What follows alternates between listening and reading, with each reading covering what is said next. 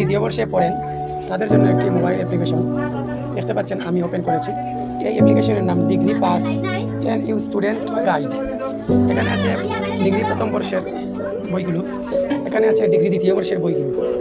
দেখতে পাচ্ছেন আমি ডিগ্রি প্রথম বর্ষের বইয়ের রাষ্ট্রবিজ্ঞানের খ বিভাগের একটি প্রশ্নের উত্তর আপনাদেরকে পড়ে শোনাবো।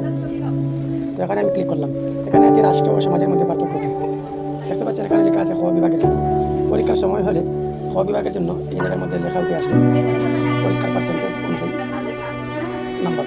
এখানে আছে রাষ্ট্র একটি রাজনৈতিক প্রতিষ্ঠান বা নির্দিষ্ট ভূখণ্ড ও সার্বভৌম রক্ষা ক্ষমতা নিয়ে গঠিত।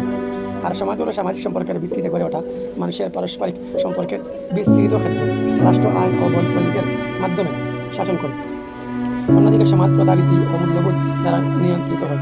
রাষ্ট্র মূলত সমাজের একটি অংশ, তবে সমাজ রাষ্ট্রের চেয়ে প্রাচীন ও ব্যাপক।